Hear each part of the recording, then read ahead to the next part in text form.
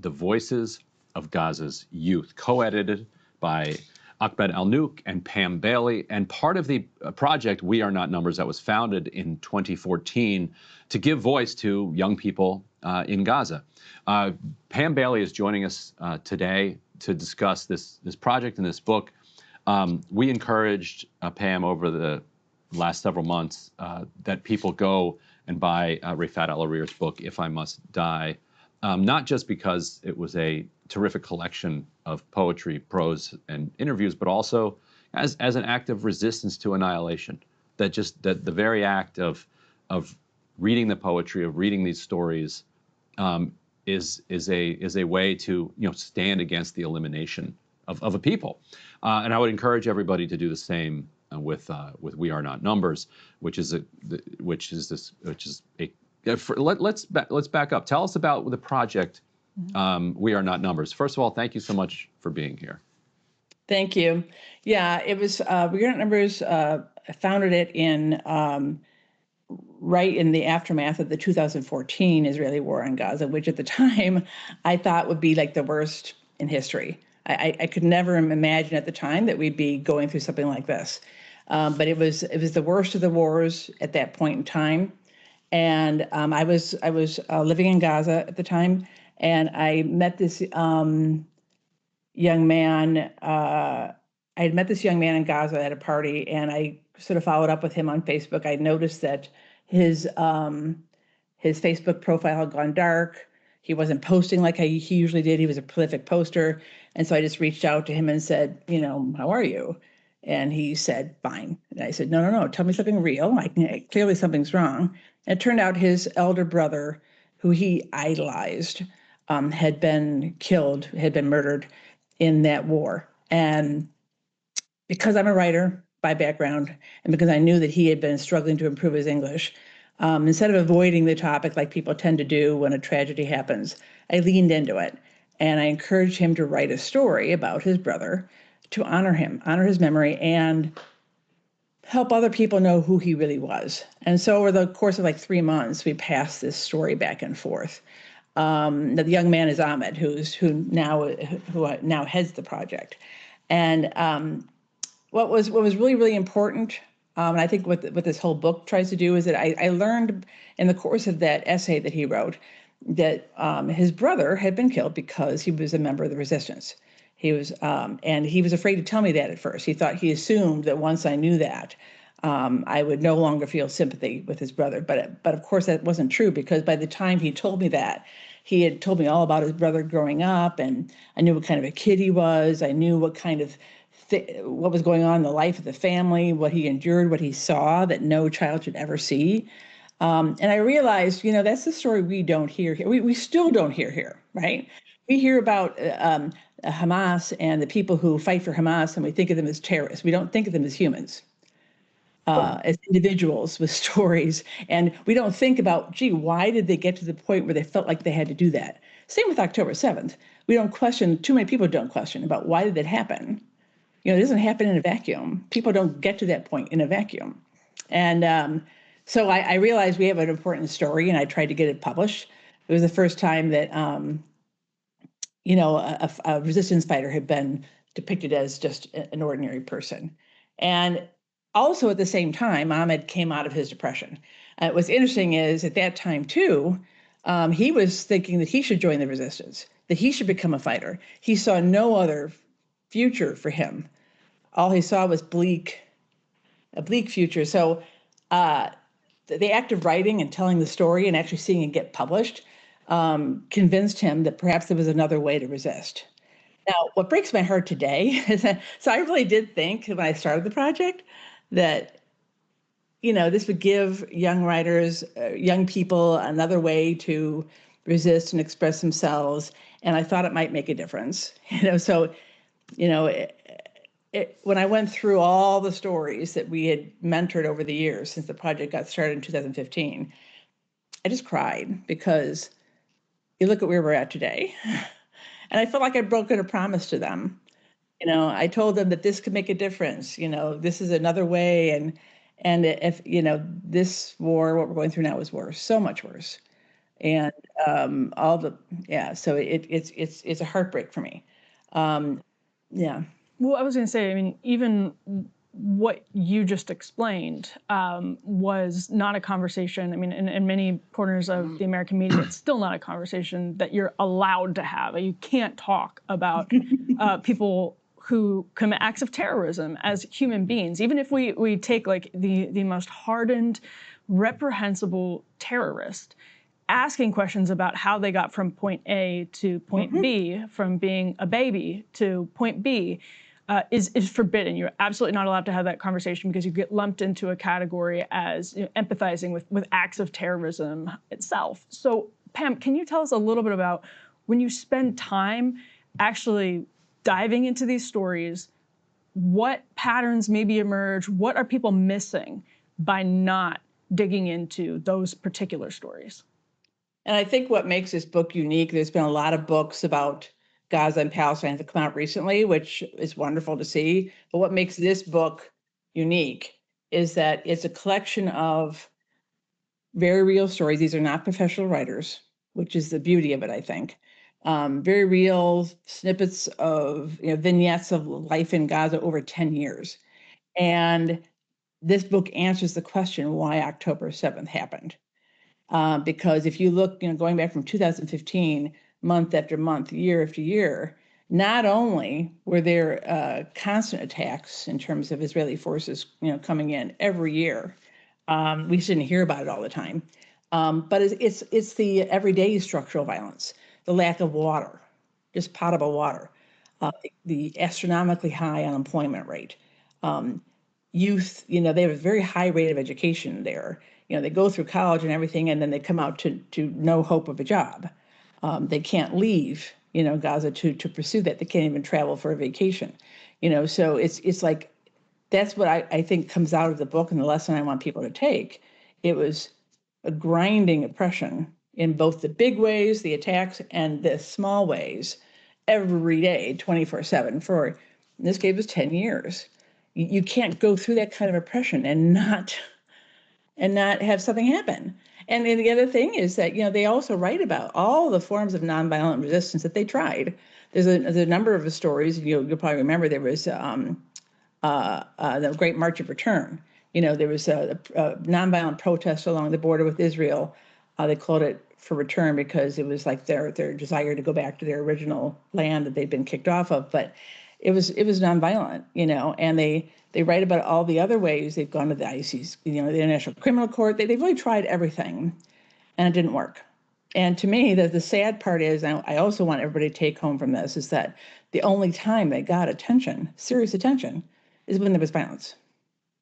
I mean, if we didn't want this to happen, we didn't want October 7th to happen, then the international community should have responded and heard them when all those other things were going on. If you don't want people to resist, then show them that some other technique works. When people have no future, when people they can't even envision themselves living past the age of 30, what do you think? Some people are going to react, and this is true in our own country. Look at the American Revolution. This is not a nonviolent country, But yeah, so I think, and the other thing I think is, I hope people get from the book is that you also have glimpses of just ordinary kids struggling with weight and with migraines and going to the beach, woven in all the tragedy, is everyday life. And you start to recognize that there's no difference between them and us. Yeah. And to the point about nonviolence, the Palestinian Authority, with the PLO put down arms and entered into negotiations with Israel in the hopes that it would lead to some two-state solution and a slowdown in settlements. Instead, the settlements expanded, and just this last week, the U.S. even said that members of the Palestinian Authority, not Hamas, Palestinian Authority, would be denied the opportunity to even travel to New York to attend the United Nations upcoming assembly, which when the U.S. agreed to take the United Nations, or asked if it could host the United Nations, one of the deals was, we are going to allow even our worst enemies to come here to New York. Doesn't mean they can go around the entire country, but they can come to New York and they can go to the UN, because it would give us an immense amount of power if we're going to have the UN and we can just keep people out of the country and not let them attend the United Nations. And the one group of people we do that to is the officials with the Palestinian Authority, who, did everything that they were supposed to do, but lay down their arms, enter into negotiations, and so on. I'm curious for what you've been hearing about this, because there's a paradox at play in the sense that October 7th led to where we are today, which is utter, absolute, catastrophic annihilation of Gaza. On the other hand, a lot of people who, like you said, committed to nonviolent forms of resistance over the last decades have told me they question that decision. And I say it's a paradox because the violent path led to this utter, complete catastrophe. Yet, still, internally they're feeling like, well, perhaps that was all there was. So how are the people that you're talking to sorting through that question? Well, there's sort of I guess a split between the activist community outside and our Gazan writers who are still trapped there. At this point, the people in Gaza, they just want it all to stop. What breaks my heart is that this is a very proud people who rightfully so are very proud of their culture. And they're reduced to the point now of being willing to accept anything. You want them to all leave and go to Uganda, then okay, then we will, but just stop the killing. Stop the killing. And they're reduced to that. And the conundrum here is, like, from the outside, from an activist point of view, I mean, of course, this is probably the point in time that we've seen the largest growth in supporters of Gaza and Palestine. I mean, there's a huge change. I mean, to see even the number of Democrats we have in Congress, proposing a bill to stop arms sales to Israel is, we've never been there before. And isn't it a shame that this is what it took? This really is what it took? Where were they when, all those years of just like not being able to live, I mean, not having power. I mean, when I lived there, we had electricity for 3 hours a day, every day. Americans complain if they're without a power for like a couple of days. I mean, I often say, you put an American over there for, say, I give them 3 months, some of them will be throwing rockets. Yes. I mean, some of them will. That this is human nature. That's how we respond to oppression. So it's a little bit, it's to me, I have this sort of like dueling thing, is like we've gotten the cause for Palestine to a point that, in terms of broad base of public support, and even some politicians who are always way behind is at a point we've never been before. But this is what it took. A little bit of a follow-up on Ryan's question. It was less than a year ago, we were being told by Anthony Blinken that Hamas had already reconstituted, and we know this, in different parts of Gaza. And the entire purpose of the war, from Netanyahu's perspective, was to return the hostages and eradicate Hamas.